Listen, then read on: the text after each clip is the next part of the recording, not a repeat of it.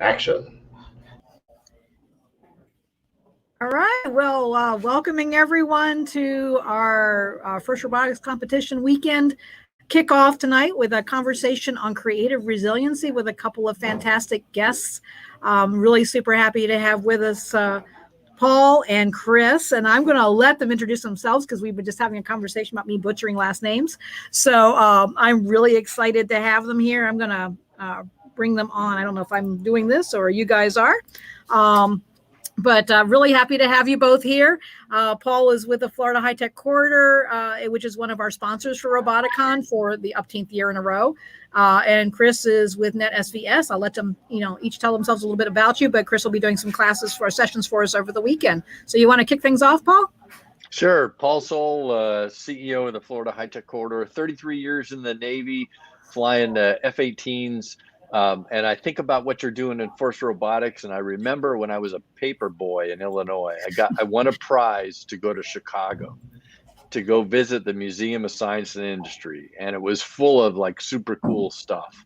And so I think about what I get to do tomorrow with you guys face to face, and perhaps be a judge, and I'm excited to be able to do that. But I've been at the corridor about just over a year. We span 23 counties across Florida, the coolest, high-tech, most creative counties in the state, and what we get to do. So I'm excited to, Terry, as always, I'm excited to be here.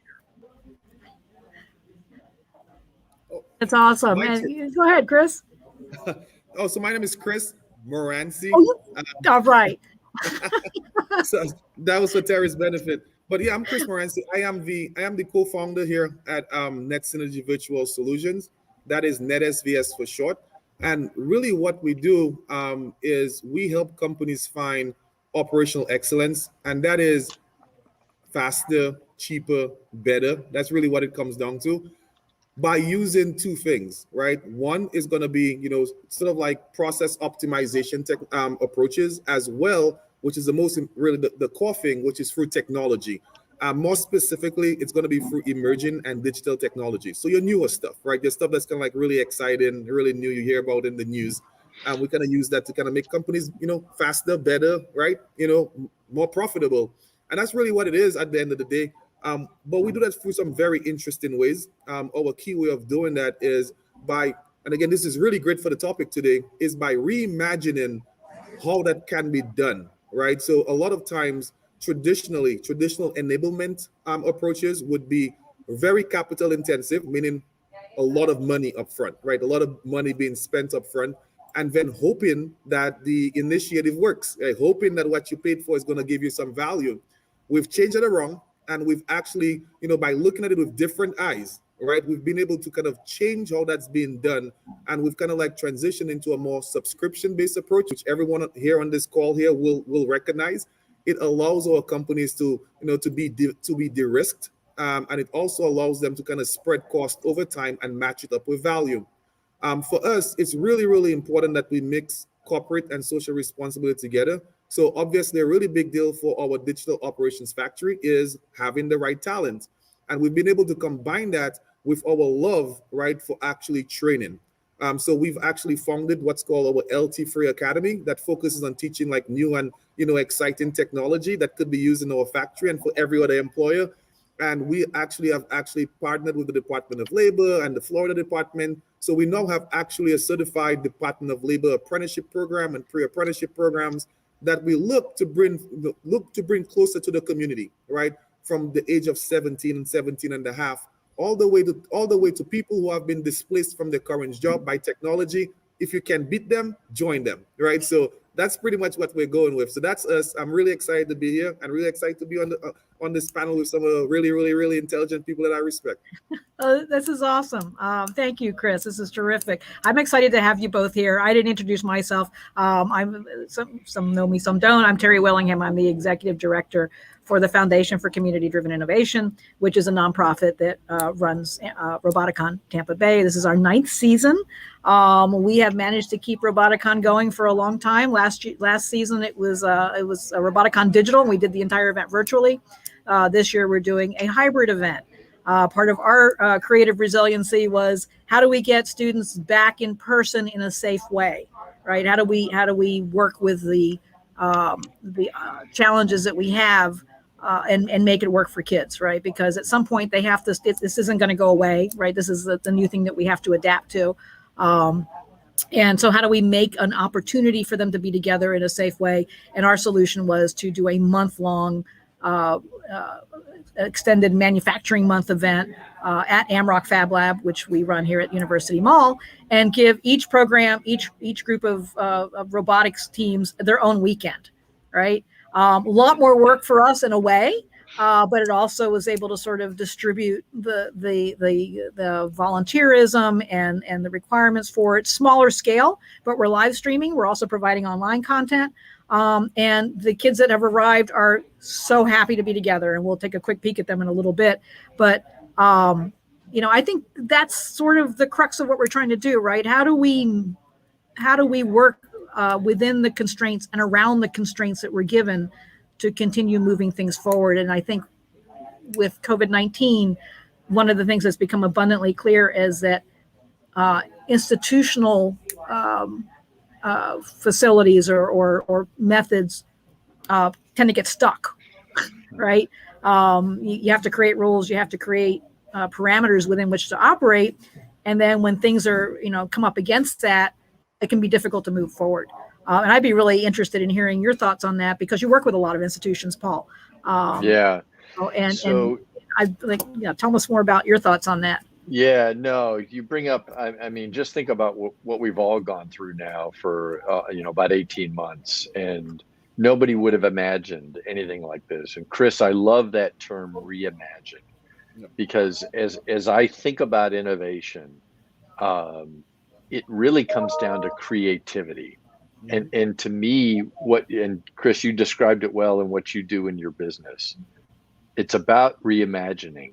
And I think the first step in that is you have to kind of step back from your own kind of mental models of the world and how you do things. Terry, to your point about these institutions that are stuck, because in general, they're stuck, but they've had to reimagine.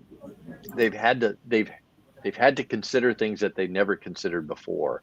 And I think the value of that in what we're going to see, and let's talk about technology, it has absolutely accelerated technology and where it's going.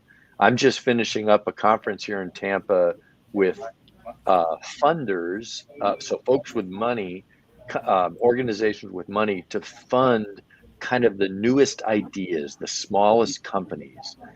And the ideas, I sit there all day and I'm watching, why didn't I think of that? Why didn't I think of that? Well, it's because I'm 58 and I've got this mental model that's like sometimes stuck. And so being around the generation that's with you at right now, at your location, to be able to do these kinds of activities is huge. And I guess I'd round it out by saying we're all discovering our ability to reimagine, our ability to say, you know what, it's okay to do things a different way. I'm at the corridor. I am challenging status quo every day. We're 25 years old, but I'm challenging status quo every day, partly because it gives me energy. But I absolutely love, as serious as the pandemic is, I absolutely love how it has unleashed our creativity to get the job done. Great. Yeah, go ahead, Chris. Yeah, no, so Paul, that was great, because one of the things that I really kind of latched on to, and I think that's really, really, really important when we look at creativity and innovation, is really just kind of challenging, constructs, right? Like how we see things, right? So looking at a situation, looking at a player, looking at an entity in whatever that you're trying to sort of like reimagine, and asking yourself, what else could this be, right? So, as an example, right, we look at a normal ecosystem for talent, right, and for people who want to go for training, and we usually look at them as potential employees. Well, they're not really potential employees, right? They're actually more than that, right? They are actually valuable assets, right, for whoever hires them.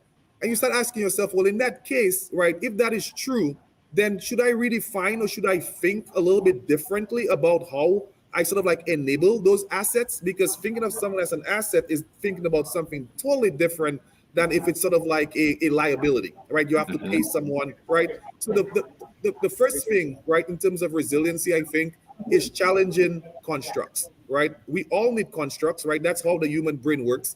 It allows us to work more efficiently. We do things faster, right? We can get out of situations and dangerous situations faster because we have these constructs that we've built out. But they also help, they also hold us back when we're trying to be innovative, because we cannot see things other than what we've been taught to see them as. So the first thing that you want to do, right, when you talk about creativeness and being resilient and being innovative, is be able to sit down and look at an entire ecosystem that where you're trying to solve a problem, and ask yourself, can I redefine every one of these players as something else? Because once you do that, you start seeing what value is, what issues are, and what can be solved by looking at them differently. So for me, the number one thing in terms of innovation and resilience is being able to understand that things are maybe not what you've been taught to think they are. And it takes a little bit of a bravery. It takes a little bit of self-confidence to be able to do that. You're going to be wrong sometimes, but when you're right, it's going to be very transformative. Yeah, and Chris, I think that what you just said about it's this is where the magic happens, when you can discover, and I love the idea of intentionally sitting down and looking at what else could it be, because I used to have a great mentor of mine, Dr. Renee Yingling. She talked a lot about organizations, and one of the things she said was, we're always trying to get 100% out of 100%. We're always trying to get, not as employees, I absolutely agree with you, but as parts of solutions to problems, and how do you fit them in so they feel like they're given 100% and they can feel valued, and that just unleashes yet another level of brainstorming, and hey, what about this, and imagine if that, that we see every day. One of the things, Dr. Corral, who just retired as the president of USF, wrote a book called Organized Innovation. And you might think, organized innovation, well, can you really organize it? His challenge to the reader is, one of those elements of organized innovation is boundary breaking collaboration. Intentional boundary break. I am breaking down, and you can imagine in higher education, and I'm not saying anything anybody doesn't know, tremendous silos of expertise. The Navy's the same way. We have our aviators, we have our ship drivers, and we barely talk. And by challenging that status quo, by going in and saying, what else could it be, immediately obliterates what you've got in front of you. And I think now, to your point, Chris, and Terry, about resiliency, that is going to be the key to the future for us as humanity, because the pandemics, what's next? There is going to be something disruptive that's next. And the only way to handle that is to exercise those muscles of creativity and be ready for it, knowing you don't know what's going to hit you, but you have the teams together and say, how would we do this? I think that's an exciting piece going forward. Yeah, this is, I mean, you hit it on the head, right? I really, again, the organized innovation kind of a statement, I think that's really super important. So I learned a very, very important and interesting lesson from one of the professors of innovation over at the University of Tampa, right, where I did my MBA. And one of the things that he kind of taught me very early on, and I was surprised, right? You always think of innovation as this really haphazard, fly by the seat of your pants because you're being innovative, you're breaking boundaries, right? You feel like, well, that's supposed to be a very disorganized process where you kind of like this, you lock into something. It's not, right? One of the biggest things that you can do for yourself, right, to sort of like learn creative resiliency, is to kind of understand that the innovation process, the creativity process, can be standardized, right? Mm-hmm. You can come up with a workflow, a cycle, if you will, for yourself, right? That is based on obviously solid academic principles, but actually change a little bit for yourself as to how you work, right? So for example, for me, in my creative and my innovative process, the first thing that I sit and I do is I usually draw, right? A diagram of the entire ecosystem of a problem I'm trying to solve, because I need to understand who every player is. The second thing I do is I try to understand the concept of what I call positive and negative externalities, right? Which means basically that whenever you do something, you're not the only one that's going to be affected positively or negatively by it. So I want to understand that for every action for this player in this ecosystem, who positively is going to get some value, who's going to actually be negatively affected. And I really try to focus on who's going to be positively affected, because I ask myself a simple question: are the players who are positively affected, are they paying their fair share in the ecosystem? And once I start doing that, and I start changing the definition of who suppliers are and who consumers are and what the products are really, and you start having a more efficient ecosystem. So for me, there is a definite framework of how you go through innovation, right? And not to mention, right, you want to present your ideas to people along the way, get feedback, and that's where you have to have a thick skin. And that's why it's really important for creative resiliency. You have to be able to take all the feedback that's coming back, all the change, right? Because you feel like you might have a perfect answer and you've seen this in a whole new light that no one sees it. And then you take your baby and you show it to someone else, and someone says, that's an ugly baby, right? And then you get very offended, and then you kind of shut up. Some people do that. No, as an innovator, being creatively resilient, you say, you know what, I'm going to take that feedback because my baby is maybe ugly, right? Can I make my baby look a little bit prettier, right? And then you kind of like go through the whole process of being able to create something from the top, in your mind, right? Show it out to the people in the ecosystem, get their feedback, iterate through it, go back, show it to them again, get feedback, and just keep on doing that. And you don't take anything personal, right? Because what you understand that you're doing is that you're getting feedback, you're getting information to your innovative process. And in the end, it's not enough to be innovative to create something that's new. By definition, if you're being innovative, it means that you're making an economic change to whatever ecosystem that you're playing in. So you don't innovate or be creative just to be creative or be innovative. You have to be innovative by creating value for whatever system that you're in, or else you're just an inventor, right? So just kind of keep those things in mind. Create a framework that you're comfortable with for yourself, right? Also include people. Don't be afraid to get, feedback. And at the end of the day, always understand that whatever that you're creating is supposed to add value to whatever ecosystem that you're playing with. As a matter of fact, you want to start with that value and say, I want to deliver that value, and work your way backward. That's another very important thing. So that's what I would like to add to that. Yeah. No, I think the thing that I resonate with, Chris, what you just said, and it's kind of what we talk about in the high tech corridor. It is so easy to get focused on the really cool tech and forget that, wait a minute, tech for tech's sake doesn't do anything. You got tech with a purpose. And one of the things that we're trying to flow into with the high tech corridor is and I'll use my first engagement with Terry last year, the importance of community. I have seen it time and time again in Florida. And so for the high tech corridor, I am not about jumping on, tech that's already working, companies that are already going. I want to make sure that all these ideas get the light of day, get to the right people to see them, because it's that impact piece. I sat right next to one of the professors from University of Tampa at my table today, who had some of his students listening to the pitches from other students about their business ideas, and one of the comments, which I thought was great. They had an interview of an experienced entrepreneur, and Chris, this goes to your point about being thick-skinned and be willing to change. One of the common themes I've heard over time about young entrepreneurs is they hold on to that first idea too long. It's their baby, and they know it's got to work, and they hold on to it too long. So the skill, and I think it goes to resiliency, the skill of being able to say, you know what, you're right. It's not quite. Let's go back to the demand side and see what the value proposition is, and then go from there. I think that's great. And the good news is I came from Maryland. I see this all over Florida. I mean, the creativity is kind of off the charts. Yeah, Florida man and woman have some good parts to them. And I think this is great. I have to walk away periodically because somebody comes and asks me a question because there's teams out here doing things. And I walked in on the ugly baby comment, which was really funny. It's like I have to listen and catch up and see where this is going.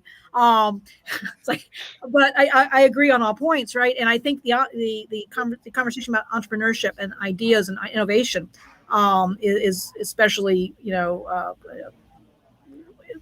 close to my way of thinking about things, and with the space here at Amrock, that idea that people have ideas about how things should be or how things should look or how they should work. And Chris and I, you've talked about this, right? We have to let go of those ideas about how things should be and deal with things how they are, right? And so with respect to innovation, people coming up with innovative ideas in search of a problem, that's a whole other conversation. But with respect to the ideas of resiliency and coming up with solutions for the problems that we face every day, and especially right now, it's really important to be able to adapt to the situation and then to think about problems in different ways, right? There's so many ways up the mountain, and people forget and think that there's only one way to do things. And, a lot of the issues, even trying to put Roboticon on, one of our concerns with doing it at a big arena was not so much our ability to do it safely. We think we can do it safely. You wear masks and you clean your hands and you do all the normal intelligent stuff. The problem was, were teams going to be able to make it to the event, right? And it's an expensive event to produce at an arena. So if you throw an event, nobody comes to the party, that's not good. So we had to think about new ways of doing this. And sure enough, even doing it here, we've had teams pull out because the school system wouldn't let them travel. Interesting challenges there is that they're certainly not having trouble with, football games and basketball games and all the other sports that the students and teams are allowed to travel and, go cross county for. So what's the difference there? Why is there trouble thinking about this type of program, a STEM competition, in a different way from a sports competition, right? And so when teams told me, well, we can't come because the county won't let us, one of my responses was, well, why don't you just come sightseeing in Tampa for the weekend? I hear there's a STEM fair at the mall. How many different ways are there to think about things, and how many different approaches are there? And so many times in the institutional world, I'll go back to, we're afraid of punishment of some kind, right? What's going to be the disciplinary response to some of our choices that may be disruptive, right? And when it comes to schools and children and programs like that, you don't really want to create a punitive situation for teachers or students. And so that makes it a lot more challenging. And so, how do you find creative resiliency again within the parameters that you have to work within? And I think that's another challenge altogether. And we could even go play with, Viktor Frankl on that one. So, there's a lot of challenges there, but I think everything you say makes sense, right? How do we do these things, and how do we think about them in new ways, and how do we turn some of these ideas upside down, and how do we let go of ideas that we think are the only way to do things? And I think one of the, Terry, one of the things that I think about as you say that, and you're exactly right, there are going to be people say, well, you just can't do this because here's the rule. And I had a discussion a number of years ago and listened to a small college president, Tawanda Jordan, who talked about one of her methodologies was, you always have to realize, instead of trying to approach that individual with that idea that's kind of crossed with yours, instead of trying to meet halfway, meet them where they are. Go to their level. I'm a Stephen Covey trained guy from a long time ago, and I always resonate with first seek to understand, and then to be understood. And for guys, sometimes that's hard. We are processing. We have our counter argument already built in. I know what you're going to say, and I'm going to say this. And you really, the magic of what Stephen Covey talked about, where if you can lower your own mental barrier of trying to even think about how you're going to respond, and just absorb where they are and what they're talking about, I think that's a great technique. The other thing I was thinking about as I saw you there, Terry, and what AMROC does and what First Robotics does in the creativity world, there is magic that happens once you take an idea and put a physical form to it. So you're allowing the kids there, the minute physical form happens, then, you can plan all day long on a whiteboard, and then you start putting this darn thing together. And that goes very much to life itself. Start putting a physical form to things.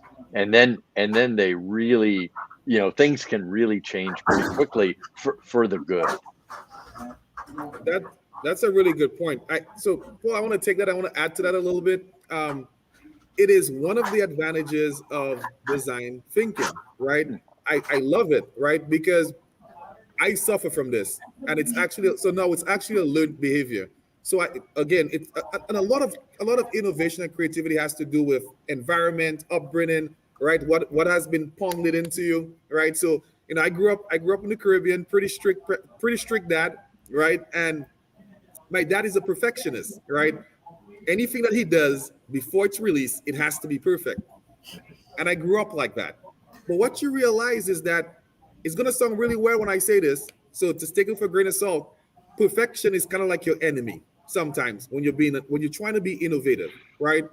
The idea here is that you want to get your idea out. You want to get a first version of it. You want to get feedback, and you want to keep on iterating until you get to the point. So why is that important?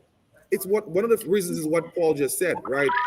When you take an idea and you actually convert it into a physical form, something you can touch, see, feel, it does give you an immense psychological feedback that you're getting somewhere. So even if you're getting feedback that you don't agree with, right, or it doesn't sit with you very well, the very fact that you have some physical representation of your idea, right, it actually gives you comfort, it gives you feedback, it psychologically helps. And as you continue iterating on that idea and you continue iterating on that physical thing, the feedback that you get psychologically is great. I cannot even explain it, right? Like we're launching a few new services, and I saw our logo this week, and it just completely rejuvenated me because I just saw the logo, just this simple logo I saw, and it hit me. I'm like, this idea that we've had for like years or like a year or so, it's happening. Here's the logo, and it just gives you an extra. It gives you an extra oomph. It gives you extra speed, right? Extra power. So if anyone on the call here, looking at this, if you have an idea and you just gotta go like, I can't get to this. This is too much. No, just iterate, right? Which means take it step by step, right? Do a first version. It doesn't have to be fancy, but you'll see it, you'll feel it, you'll touch it, right? It'll give you energy to go on to the next step and do a next version. And then that looks different. And you can see it, you can touch it, you can feel it. And you keep on doing that until you get to the point where you are. But if you're waiting for a situation where the first thing that you're going to release is going to be great, it's never going to work, right? And I saw this in a commercial the other day, and it stuck with me, right? You don't have to start. You don't have to be great to start, but you have to start to be great. And that's what the design thinking, and the whole innovation process lets me think about. Just start. You will end that greatness if the idea is great, but start, feel it, touch it, see it. That's going to give you a lot of feedback that no one else can give you because you're seeing your idea actually happen. So just be iterative. Start anywhere. Don't worry about making things perfect when you first release it. Take feedback so you can actually make that thing better and better, and keep on doing that. And that's the only way to do this, in my opinion. Yeah, and I'll tell you, Chris, it's interesting because I think a lot about our sort of country's educational system, and you kind of go, oof, that's been around for 100 years, and it's very structured.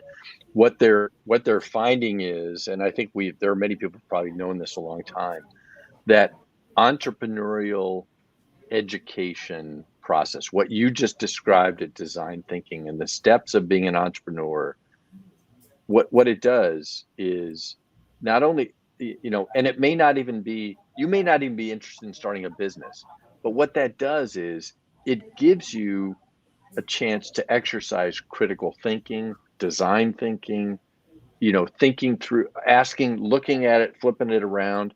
And what that will do then for our future, for our generations who need to step into the world of jobs that don't even exist today. You talk about having to be resilient enough to step into a world where the job isn't even there yet. When I was studying engineering, I was going to be an aero engineer. And I guarantee you, I was going to, had it not been for the Navy allowing me to fly jets, I would have stepped into a company like McDonnell Douglas or Boeing and been in a cube, because that's what engineering, how it was done. And that's what I would have done. And had that whole industry gone away, I would have been lost. Now kids are getting a chance to, and we need to do more of this, is to engage them in what critical thinking is, and how to question, how to ask the right questions, how to be open to all this stuff. And that's where I hope Florida gets to this idea that's, standardized tests. I'm not saying they're totally useless, but I really think to prepare our kids for the future, we have to do more of what Terry is doing right now at AMROC. I think that just has to happen. Yep. No, that is. Yeah. Go ahead, Terry. Yeah, I was gonna say it's interesting. I just had a conversation today with a couple folks who dropped by. Who one is a adjunct professor at USF, and they were coming to visit the space, and we were having almost like identical conversation. And one of the things that they brought up was a fact that most of us know is that kids are so excited about science and technology and learning, and they're so curious about things up until third grade, right? And then right at third grade, testing starts. And then all of that, is just gradually sucked away. And one of the things that I was telling them about, the thing to me that seems central to all of this is an innate curiosity about the world, right? About how things work, about just a fascination. I always tell the kids, don't lose the fascination and the interest and the curiosity you have about things as you get older. That's what makes you old, right? And how do you maintain that sense of curiosity? I'm curious about everything. People ask me, what's your background? I'm a writer. I don't understand like probably half of what anybody does around me, but I'm fascinated by all of it. I find it interesting. And when, somebody came in looking for a resistor the other day, I knew what a resistor was. I knew where to find it in the building. I was so proud of myself. But it's like, how do we keep that sense of curiosity, and the critical thinking that comes with that, the trying to understand how things work, finding solutions and wanting to find solutions, and not become, a hopeless, powerless people, right? And to me, it's like it's a really big picture thing. And I think things like Roboticon and kids working on robots and entrepreneurial design thinking, all of these things are so important. But they come up against the hard facts of everyday life, right? Making a living, trying to take care of your family, not having the bandwidth to be curious because you have to work, one or two jobs to take care of your family. And so that creative resiliency portion, if we can find a way to at least inspire children to that, or youth to that, and keep that in them as they grow older and come out into the world to face the challenges that we've got, and can have that sense of resiliency, maybe things will be better for them and for us. So I think one of the thoughts that just occurred to me, Terry, when you said that, and I see this in technology, and I love the fact. Like I'll use University of Florida as an example. So here you've got a great, powerful research university. They just got a $70 million grant to do artificial intelligence work to build what they call the Hypergator 3, which is going to be a giant, AI computer. And what else they're doing is, because of Dr. Fox, President Fox, is he's making sure that AI goes through all of his colleges. So it's not just engineering, it's going to be in the arts. And so I have a brand new friend up there, Oshabi Craig, Dr. Craig, who runs the Center for the Arts, Migration, and Entrepreneurship. Wow. And they are using AI, a very long story short, they're using AI to help young artists copyright dance moves. Yeah. And it just kind of blew my mind, because you're doing what? Well, yeah, because it's art, right? And you want to be able to capitalize on that. You want to be able to share it. It's all those ideas. And I just sat there and I just go, I just can't believe I'm so happy to be young enough to have lived so I can see what they're doing. So it's that, and the point, at least for me, is, and this goes back to your third grade comment, Terry, we begin to put our kids in their own silos. Oh, I'm not a math person. Oh, I don't like science. Oh, what, or I want to do dance. And then what do parents do? And I'm one of them. Where's that going to get you? You have no shot of being on, to Juilliard. So why are you studying that? And I have learned that I am so wrong in that world that I think that's part of what we can do to help people understand. And I think that goes right to resilience, to letting kids know that they can do, if they're interested in it, it can be done. And that's an exciting prospect looking out in the future. Yeah, and so again, I always like to go back at personal experience because I think that's the only way that it works for me. But again, grew up in a really strict family, right? And there would be things that I would do, and my dad would just look at me like, "What's wrong with you?" Right? And it's later on that I learned, and I hope someone's looking at this and this helps them. I was always a kid who was really interested in like everything, right? And my dad would say to me that, man, you're so scatterbrained, like you can't really focus on anything, right? And it's later on that I kind of learned that there is this term, right? It's called barrier words, right? And barrier words are kind of words that people use to describe you, but you can flip them around, right? So someone says to you, hey, you are scatterbrained. The actual other way to look at that is to say you're innovative, right? Because there's a lot of things that we do with our personality, that our environment sort of like puts this barrier words on that are negative, right? And if you can flip them around, right, and you can understand what the true nature of them are, you can replace them with positive words, right? So for example, I was a kid who I would look 5 times before I cut once. So if I'm given a task, what I would do is I would look at it for 15 minutes, figuring how I could do it easier in case I need to do it again. And my dad would say, hey, you're lazy, right? Well, that's a barrier word for creative, right? Because a lot of times people who are seen as lazy, sometimes what they're really looking at is how can I make this work easier? And you think about it. So one of the things for anyone looking at the call, right? I mean, you do have underlying naturally given skills and talent, right? For a lot of things. Be very careful, right? That you're not allowing people around you to use barrier words to define you, what is really and truly your gift. And for me, I went for a long time, right, thinking that, hey, I wish I could be like this other kid, right, who's just focused on medicine or focused on sports or focused on or whatever. I was never like that. I liked reading. I liked learning about different things. And it wasn't until later on I met someone, right, again, an innovation professor that says to me, you're pretty innovative. And I went like, what are you talking about? I just think about crazy stuff and I put them together. And he says, no, that's innovation. That's a skill. That's a talent, right? Being interested in understanding different things so you can actually put them together in a way that nobody else sees. That is a talent. When I was younger, that was called being scatterbrained. So what I'm challenging here, right, for anyone again on this stream, is I challenge you to look at whatever that people around you might actually see as sort of like a personality flaw, and ask yourself, what is the other positive way that I can actually look at this? And try to find that, right? Because a lot of time, and I'm going back to Terry's comment about, third grade, that's where this thing starts. And as Paul said, putting kids into silos, it starts because we start putting barrier words, right, around them, right? We start labeling them as, this or that, when truly all it is, right, we should just make people be who they are and understand that every single talent and everything that you can do has both a positive and a negative.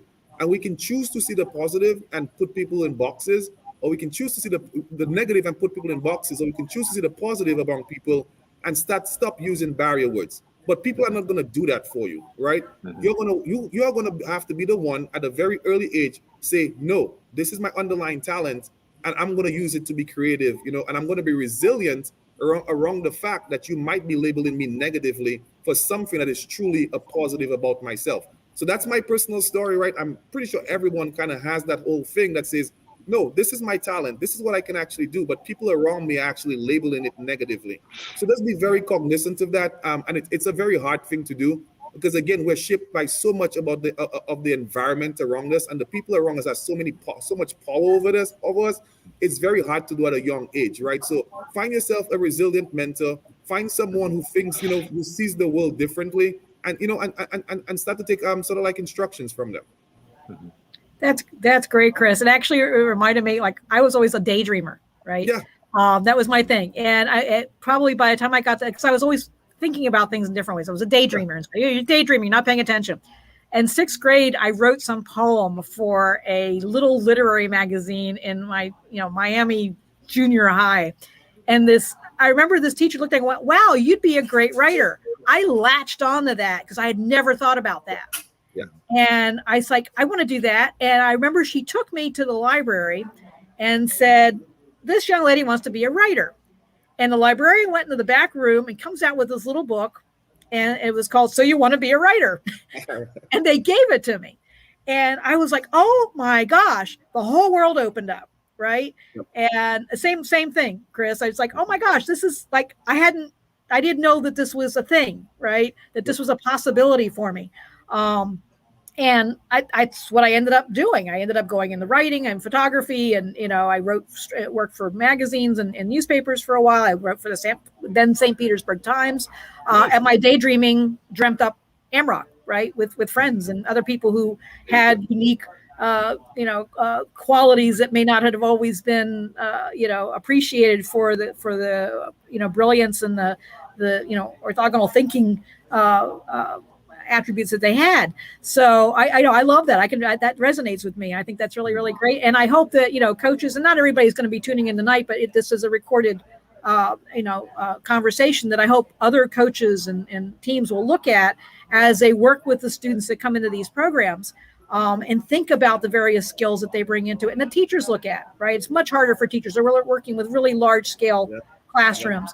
But these types of programs that we're talking about, these cooperative and competitive STEM programs, where you're working with smaller groups, you can find the skills that these students have, and help them leverage them in creative ways that will be an attribute and a benefit asset to the teams that you're working with. So that's great. Yeah, definitely. I mean, I had even this afternoon I had a really interesting conversation with one of our workforce boards here in Florida. And one of the things the guy was saying to me was, hey, what's your acceptance criteria into your career apprenticeship? I'm like, if you can understand English and you're 17 and a half years, we will let you in, right? And he looked at me like I'm kind of crazy. I'm like, no. I'm like, because I said to him, you have to understand that our programs were built from the ground up to be, to promote equal access, equal opportunity, but also to be able to identify, individuals who have that sort of like underlying base talent that's needed for these technologies, right? And who maybe just hadn't been given the opportunity, right? So at the end of the day, if you're someone, for example, that you're hanging around your friends, and you're the one who's always organizing the trips, right? You're the one who's always ensuring that your group has something to do, and you guys get there at the right time. And the tickets, the tickets to the club, whatever that you guys are going to the club. The tickets to the club are always purchased in advance because you get it cheaper if you buy 2 days in advance, right? Well, you know what that kind of makes you? That could make you a very good project manager, right? It's looking at underlying talents and things, like, because your friends might say to you, man, you just have to be in control of everything. Yes, I do, right? Guess what? Yeah. That makes you a project manager because I will get you resources. It's, you have some people who always look at things and go like, can they do this more efficiently? Or can they do this better? You might just be an analyst and not have been given the opportunity. So for me, it's a lot of, even in our school systems, it's about migrating away from this kind of like traditional ways of how we go about classifying people and determining what their path is going to be, and understanding more underlying characteristics and personalities of who people really are. And it's like a really, really wet thing. I say this to my people all the time. They kind of laugh at me because, hey, I'm an older guy, right? I'm kind of like a bigger dude. And one of my favorite movies is Moana from Disney, right? And one of the things that The Rock says in it that's really stuck with me, he says, we spend way too much time trying to be right who people want us to be, and not enough time perfecting who we are, right? Yep. And Yep. from a resiliency standpoint, that's always stuck with me, right? You are who you are. You know what your underlying skills and personality is. Focus on that, right? I also had a mentor who told me, if you went into a forest and you had 10 hours to train a fish to do something, would you train the fish to fly, or would you train the fish to swim faster? And that's something that's always stuck with me. And all it means, all these two stories really mean, is identifying underlying skills and ability, right? And being able to develop people along those lines. And you can develop them into any industry, any place, instead of trying to change people into who they're not to fit into a box. So, for anyone who might be looking at this recording, right, if you're a teacher or anything like that, I always encourage people who are in the position to shape, kids' lives, to understand that they are who they are, right? Spend your time nurturing them to be the best version of who they are, as opposed to putting them in a box. You're going to make your life easier. You're going to make your job easier. You're going to get more results. Yeah. Yeah. And Chris, I'll tell you the thing that I like about what you just said, when we think about playing to our strengths and what do we like to do? What are we good at? Often that it's tough for us as individuals to see those things. And it's so important when you talk about mentoring. That is one of those key things about mentorship that we can all do. And they don't have to be, professional mentoring relationships. It's just taking a little bit of time to encourage someone and to highlight for them something that they're good at. Hey, that was really good. And that can mean all the difference in the world. Yeah, man. Like, I walked into this, I was at Foot Locker with my son. I have a 5-year-old. And we went Foot Locker, we went shopping, and he is notoriously difficult to get shoes for because everything bothers him. Oh, it's too small. It's too wide. It's too short. I don't like the color. And I met this 17-year-old kid who was working at Foot Locker, and he was so tremendously patient. And I just had to talk to him, Terry. I said, hey, we're having this apprenticeship program. I want you to join. Because I see him, and I'm like, all I'm seeing is it's sort of like this advisor and this, this customer success representative, right, in tech. Well, that would help, because you have to be tremendously patient. You have to be that has to be part of your personality.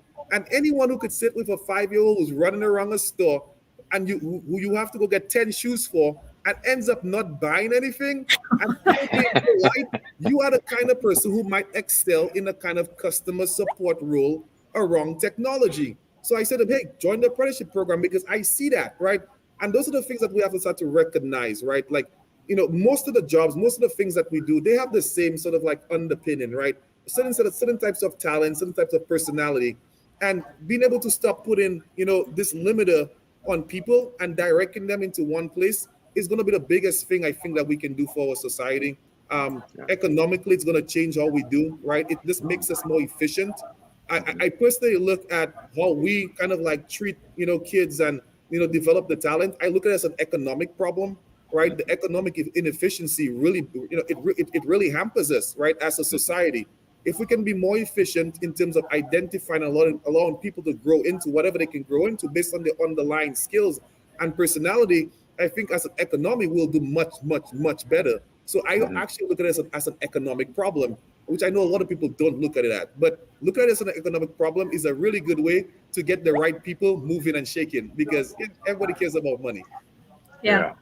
That's a good point. That's great. That's very and thinking good. about just in general, the topic itself, surrounding yourself with the people that you identify, like you're identifying all these different people, Chris, and I do it here all the time, right? Who are the people, like, I met Paul, I met you, and all these people. It's like, okay, I need to have them in my circle, right? That helps me be more resilient. If I have, a group that I can, draw from, who have all these different skill sets and capabilities, right? I couldn't do any of this without Scott doing, the media portion of it. I couldn't do things with, one of our new volunteers, Gabby, is out front. I couldn't be in here having this conversation without Gabby having the skill set she has to manage the small, controlled chaos that's going on out in front of the box right now. And so being able to surround yourself with, and that goes back to, diversity and hiring and all of this, right? Being able to surround yourself with people who have all of these different abilities that you're able to just sort of pick out of a crowd and go, wow, you are absolutely identifying those strengths, right? You are absolutely tremendous at this. You're absolutely tremendous at that. I would love to have you on my team doing what you love, right? And giving people the freedom and the ability to do what they love helps you shine as well in the process. And I think, like Chris said, it is an economic issue. It is, that it's at the heart of what we do. Are people happy in the work they're doing? Are they being rewarded in the work they're doing? When you lose hope, and you feel frustrated and unfulfilled, you can't think creatively. You can't be creative. You don't have the joy that you need to approach decision making and the freedom to be creative while you do it. So I think finding all these people, there's so many amazing people out there. How do we recognize and celebrate each other's different skills and abilities better, and incorporate them into the things that we need, and not having, like, people ask me all the time, well, my kid's never done any of this before. I get two things when we're doing robotics programs. I get my child's in the gifted program, and I get my kid's never done this. Right. Yeah. And for those who come and say, my kid's in the gifted program, I can say, great, they'll have to do twice as much as everybody else. And for those who come to me and say, my kid's never done any of this, it's like, great, we got this kid in the gifted program. He's going to help you. And so it does equal the playing field, right? It's like, if you have more ability, you have a greater opportunity and responsibility to give a little bit more back. And if you don't have the background yet, you're very welcome to come in and get it and learn it and join in. And everybody has that same opportunity to find their place and to find what they excel in and what they like. And it can take time, right? So we've had students come in and go through various roles on a team. I think Marissa's a great example of that. And she came on to Team Duct Tape. Marissa's a longtime student from First Tech Challenge. She was my AmeriCorps Vista for a few years, and now she's working for another company and still volunteering here. But she came onto the team. She did some mechanical stuff at first. She did a little electrical. She did some programming. She found her bliss as a business lead. And she actually ended up going to USF and getting her bachelor's in business administration. But she tried all these, she was able to try on all these different hats, to try on different things, and to have the freedom to explore these things, to find what really worked for her. And in the meantime, she was cross-trained on all this other stuff. So, I know that these are ideal world things in a way, but in a way they're not, right? Anybody can do these things. Any company can do these things. It's just, there's a lot to unpack here too, right? I mean, one of the analogies that I like, and I talk to people about this all the time, it's the whole idea of climbing a mountain, right? You have a bunch of people climbing the mountain, and you are 50 feet up the mountain, right? You can turn back and you can help somebody at 10 feet, right? You at 100 feet, you can turn back and give somebody a hand at 50 feet, right?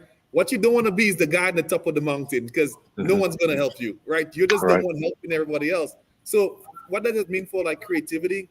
What it means is that even when you're on the top of the mountain, keep on making another mountain for yourself, right? Keep on pushing yourself, going to the next level, and keep on finding people who are that mountain higher up than you, so somebody can help you, right? And that's like a really big thing about resiliency, is that you really have to have people who are going to reach out and say to you, you know what? I know your baby is ugly, but it's a great idea. Let's keep on pushing it. Right? I mean, we are human beings, right? We need positive reinforcement. Like anyone, even the most narcissistic person on the face of the planet, right, needs somebody to enable them, right, to be able to do what they do, right? And we have to think about it all the time. And finding mentors, finding people who are going to actually lift you up and pull you up that mountain with their knowledge is going to be extremely, extremely important. So again, it goes back to self-reflection. It goes back to thinking and knowing and trying to figure out who you are. And then being able to identify people, right, who's going to build you up to be a better version of yourself. It sounds really difficult, but it's not, right? It's really about just opening up your eyes to the people who are around you. It might be a teacher, right? It might be a coach, right? If you're playing sports, right? It might be a program like Terry's, right? It might be a parent, right, that might see you different. It might be an aunt, it might be an uncle. But just be very purposeful in looking out and saying, hey, who sees me for who I really am? And can I latch on kind of like to that person, right? Obviously responsibly, and they can help pull me up, right? It's a super important thing. Yep, absolutely. That's great. So how do we circle back to the idea of the creative resiliency with respect to, because obviously it takes different forms in different environments, right? So in my nonprofit world, in running my sort of little private, Disneyland here, I have flexibility to be creative, right? And how I approach things, because I don't have anybody telling me necessarily I can't do that, because I would be the only one, and maybe board members, and maybe sometimes the mall management they've been really good about, I'm going to bring you a whole bunch of robot kids and put them out in the hall. And they're like, okay. And they've been really super about it. But we run up against things, right, Chris, where we have to move, or we have to do something, or Paul, where you have to stay within certain rules of the road because of an organization you're working with, or government guidelines or things like that. I'm just curious to hear from each of you, what would you say to somebody in that tighter situation about how maybe to look at some of these issues? Yeah, I think I'll just throw out something real fast. One of the things that I've always resonated with is this idea, and I didn't used to be this way. In fact, Chris, I'm one of these. My wife, Kat, is our builder constructor in the house. She loves fixing up things. She loves building things. And she can't stand it when I'm with her, because I will measure 12 times before I do the cut. And I've never been able to solve that issue. I can be creative on something else, but never on construction. So that kills me when I do that. Terry, to your point about, what can we do when we're in the confines of rules? Certainly recognizing that there are some things that you don't want to fail at. And there are believe me, I do not want one of my aircraft carrier commanding officers to, as he or she is going into port, to say, you know what, we're going to take this entrance to this port a little bit fast. I'm going to be creative. Just to see. There are things that absolutely you're not going to do.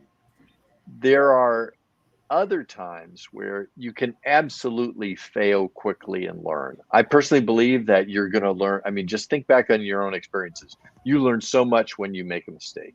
And so creating the environment. So my thought to your question about what can we do, I think there is a whole lot of space between the guideposts. And it's why I want to challenge status quo every day. And I had an old boss who used to say, if you're running up against folks who say no, ask them if they have the power to say yes. And if they don't, if they say, well, I'm not the approving authority, then find the person that can say yes, and figure out where that yes can come from. And don't just take it. Again, I think there are definitely times where you don't want to fail, but there are other times about being resilient and trying new things where I think we believe the boundaries are a lot closer than they are. And that's where I would encourage people to, and this is where mentors come into play, and friends come into play, just to be able to try things. Because I think sometimes we, just as human beings, we're a little more cautious, and I think you can really expand that if you want. No, that's a great point. And Terry, I feel like that question is a plant, because I have been perfectly innocent. I have been seeing Terry a lot this week, like a business psychologist, because we've been trying to figure out a few things, and we've been talking so much, right? So it's so funny. I feel like this is a plant, right? But and Terry and I have talked about this. I roughly have like 4 rules about this stuff, right? Which kind of helps me stay sane, right? So as growing a business, right, growing a tech business, right, emerging technologies and all this stuff, right? And you want to be innovative, it can get pretty frustrating, right? Because you feel like you have the greatest idea in the world, you've set it up, you've looked at it from all angles, right? And you're still running into roadblocks. For me, the first thing that you need to actually remember, and it's actually pretty cool, it's going to make you feel really good about yourself. Remember that your idea is special. I want you to remember that. If you remember that, if you figure out and you remember and you understand your idea is special, which most people do, right? It's a great idea. Understand that the more special your idea is, the harder it is for someone else to see it, right? Because if it was that easy, everyone would have already done it. So by nature, when you're doing an innovative idea and you run into roadblocks, just remember to yourself that, hey, this is innovative, this is new, this is different. Of course, it's going to be difficult for someone to see it. Take the opportunity to go back, keep on refining your message until they can actually see it, right? And I think Paul kind of said, and I really like that message, Paul, where you said, meet them where they are, right? And a good way of making people see the value of your innovative thing is to start where they are and to just slowly show them where they could be, right? That's a big deal. So again, let's remember, it's innovative. Remember, your idea is cool. It's different. And if that is true, the more cool and different and innovative your idea is the harder it is sometimes to get buy-in, right? Because people just don't see it. The other thing that I kind of really focus on is remember value, right? Value. Because no matter how different something is, or how much kind of like walls you run up on because people are not seeing it, one thing that people always see is value. So understand what value is for whoever is in your space, whoever is in your ecosystem, whoever it is that you have to kind of convince that your idea is the next best thing. Understand what value is for them and understand how your idea, how your innovation, how your creativity is going to increase that value. That's where you start the conversation. People always respond to that. Start with their value and what they need and what makes it special, not on your idea, right? Because actually at NetSVS, our third, we have 10 rules, right? That kind of run NetSVS, all right? Or sort of like our 10 rules, our guidepost, if you will. And number 3 says nobody cares how smart you are. Right? And that goes to a technology company. Technology companies usually get lost in the fact that we're doing innovative things that are actually kind of cool. Nobody cares how smart you are if you're not delivering value or solving a problem. So always remember that. When you start knocking your head against the wall and you're getting frustrated. And then the last one is my favorite one. It's the one that I forget all the time and I have to sit in the dark room and remind myself about all the time, which is very simple. Remember, you don't know everything. What that means is when you come across a very difficult situation that looks bad, understand that, look back at your life. How many times have a bad thing happened to you just to realize a month later that bad thing was actually a good thing? You just didn't know because you didn't have all the information. Understand that there's things going on in this world, in this universe, you have no idea that's going on.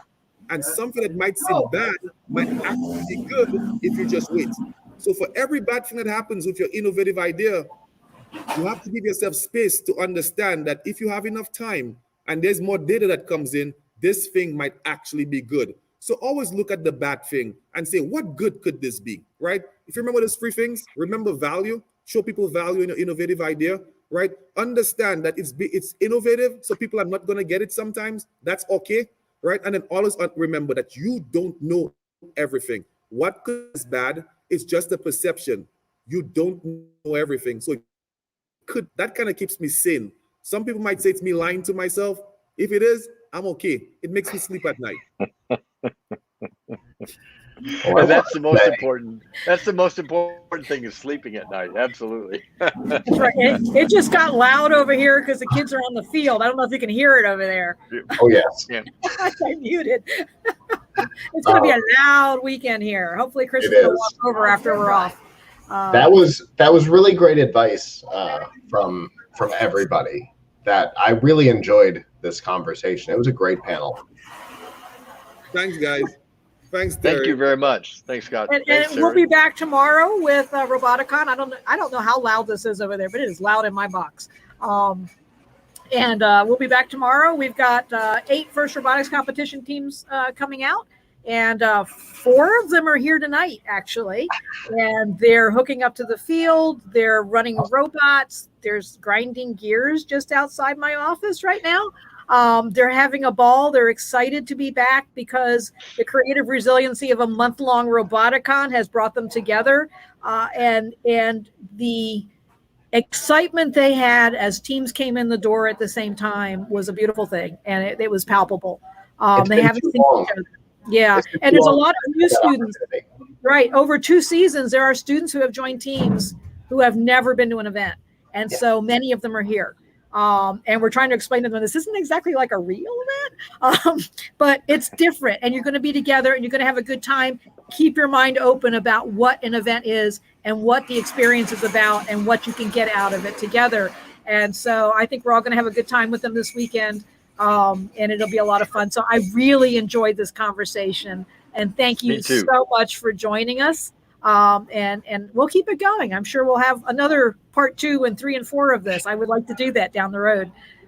I agree. And the video streaming quality is amazing, man. Those cameras are they're great. I love those cameras. Before our viewers go, we want to let you know we will be streaming all weekend, just like we were last weekend, but not necessarily to all the channels that you're watching right now.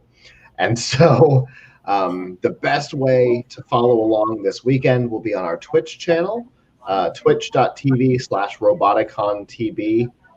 There's no restrictions on chatting and all the weird things that YouTube has, and we can actually see what you're saying, unlike on Facebook. So definitely join us over on Twitch.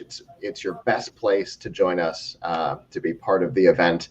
And we're definitely looking forward to seeing how all of these altered games play on the field. I can't wait to see how the weekend looks, and I'm planning it. I have no idea. So I'm all excited about it. I did get a request tonight from 2 of the teams. Speaking for all the teams, they want a dance party. So there will be a dance party at some point over the weekend. Okay, we'll figure it out. It may not be streamed, but we will figure it out how to do it on the field. So looking forward to that. Normal time tomorrow and Sunday, and I guess we will see everybody then. All right, thank you. Good night. Great. Thanks. Good night, everybody. You guys hang out for just a minute and we'll chat. All right. See you guys tomorrow. Good night.